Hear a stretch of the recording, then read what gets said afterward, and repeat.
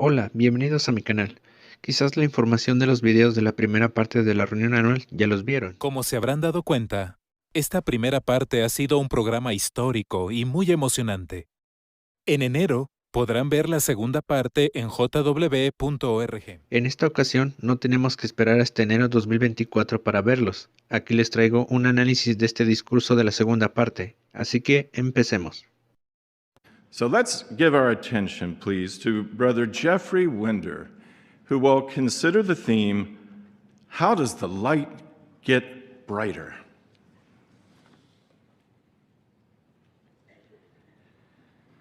In recent years, the annual meeting has been an occasion where clarified understanding of Bible truths, a new light, has been announced and explained.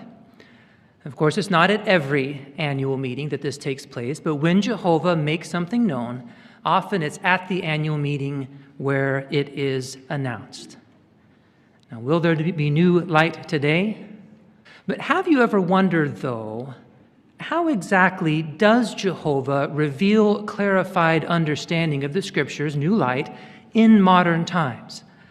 When the governing body is meeting together as the faithful and discreet slave, Notaron cómo Jeffrey Winder les vende la idea de que estas reuniones anuales son para aclarar sus doctrinas, pero esa idea es solamente para preparar la mente de los testigos, para que crean que la explicación de las nuevas luces y de cómo se reúne como el supuesto esclavo fiel discreto se atribuye y se origina a la dirección divina.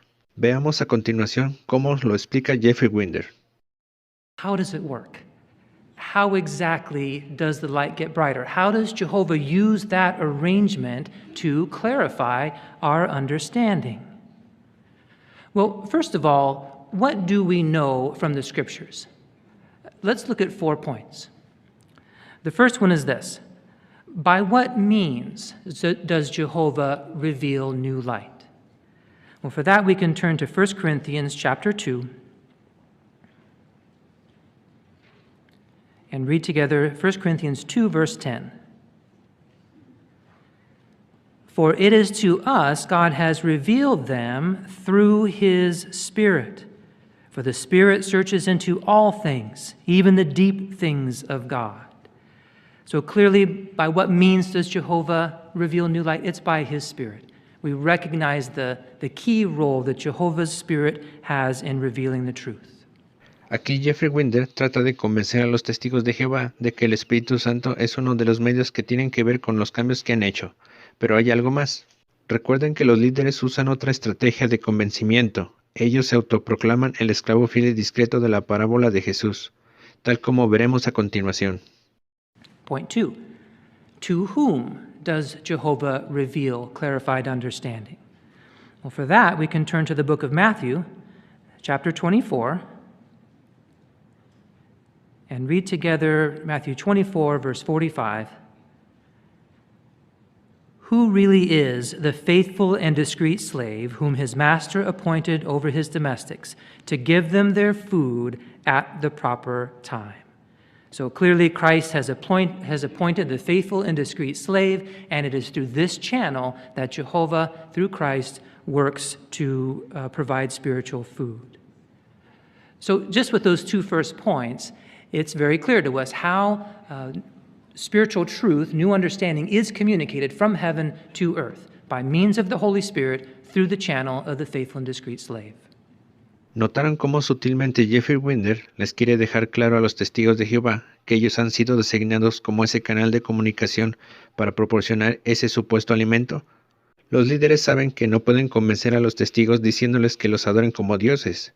Por eso recurren a figuras bíblicas que ya han ganado autoridad divina en la mente de los adeptos. Question number 3. When does Jehovah reveal new light? Well, we just have to look back to verse 45 of Matthew 24. The slave will provide the food at the proper time. There's a clear timing element indicated there, isn't there? And so Jehovah reveals clarified understanding at his time, when it is needed, and when it will help us to carry out his will. Con esta parábola, los líderes han cimentado su poder de autoridad para justificar que ellos han sido nombrados por Dios. Este texto es clave para los líderes y que le dan una interpretación única a la parábola, que hace que el testigo crea inmediatamente en ellos, que realmente han sido designados para transmitir ese supuesto alimento espiritual. Pero ese supuesto alimento tiene una falla, que los líderes deben de descartar de la mente de un testigo, usando el siguiente concepto, que para el pensamiento crítico. Number 4, at what rate does he reveal new light? Is it all at once like a dump truck, or is it metered out like a trickle? Well, the answer to that is found in the book of Proverbs, chapter 4, in verse 18. Proverbs 4:18. But the path of the righteous is like the bright morning light that grows brighter and brighter until full daylight. So the Bible here uses the illustration of daylight. And what does that teach us? Well, the Watchtower said, these words aptly apply to the way in which Jehovah reveals his purpose to his people gradually.